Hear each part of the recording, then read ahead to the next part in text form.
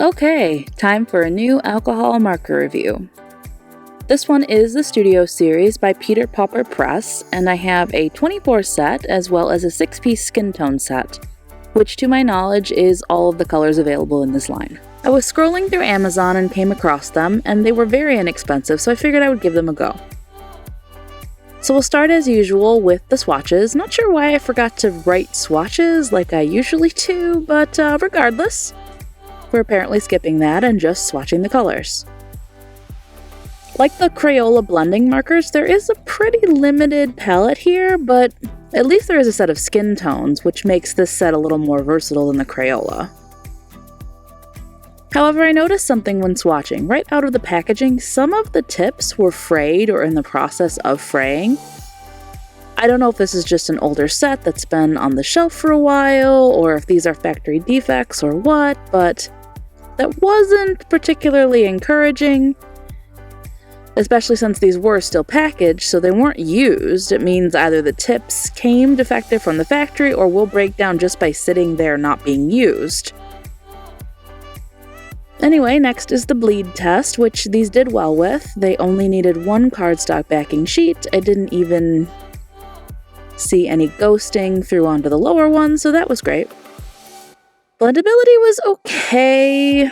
The red, orange, yellow gradient was alright on the lighter end, but the red to orange left a bit to be desired, unfortunately. The complementary colors weren't anything to write home about either, and the push test worked okay.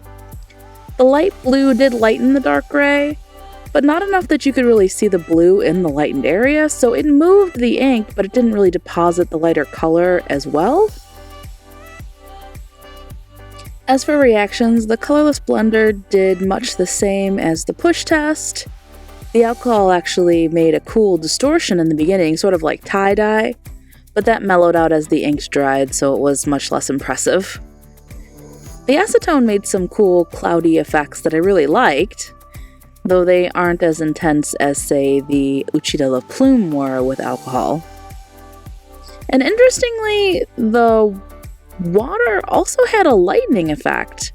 These markers do actually seem to be slightly less blendable siblings to the Crayola blending markers that I've reviewed. Those are the only other markers I've tested so far that have been affected to a notable degree by adding water. Anyway, as for colored pencil, both the Prismacolor and Faber-Castell produced a sort of spotty, grainy texture when blended over top of the marker, so neither of them were really working well with this ink, no matter if wax or oil-based. And as for line weight variation, this is where I really started to see the tips break down quickly, unfortunately, which made me apprehensive about the Fineliner test for sure. Even from just pressing on the tips to try and get some varied line widths, they started to fray. I had some intense war flashbacks to those awful hashtag coloring markers. And yeah, these tips are pretty soft, so don't expect to get much detail out of them, even straight out of the box, unfortunately. However, to be fair, these do have a bullet end on the other side, which do make pretty fine lines, so if you are looking for that or needing a sort of fine line like that, then that's fine.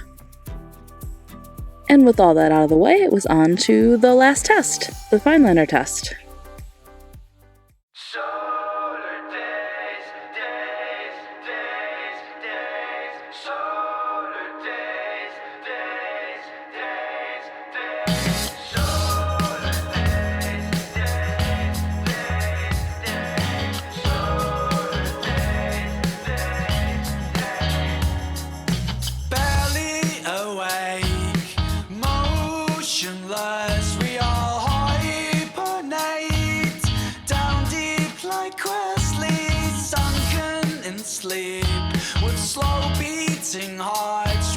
Drowning in dreams, ready to suffer.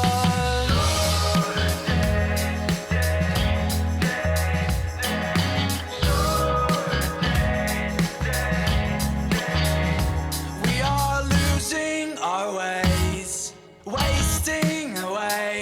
We are soft and afraid. Stop turning your back.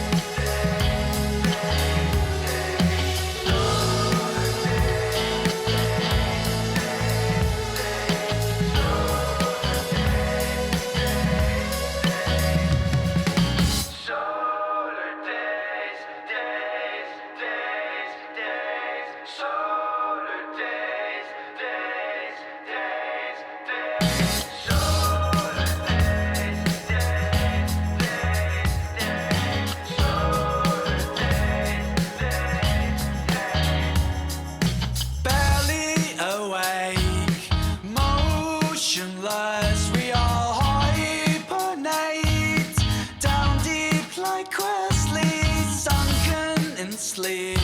With slow beating hearts, we are drowning in dreams, ready to suffer.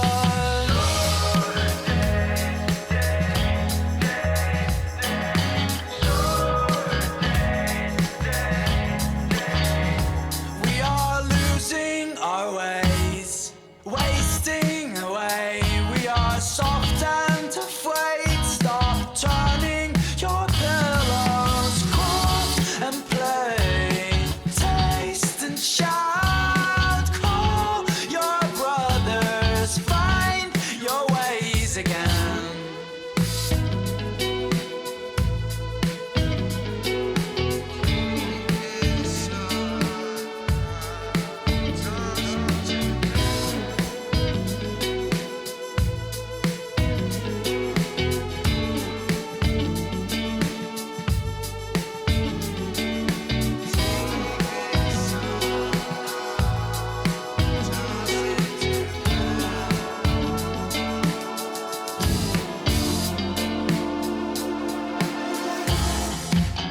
Why is it we always relapse into this sorry state? And why do we need to fall to get up again in solar days?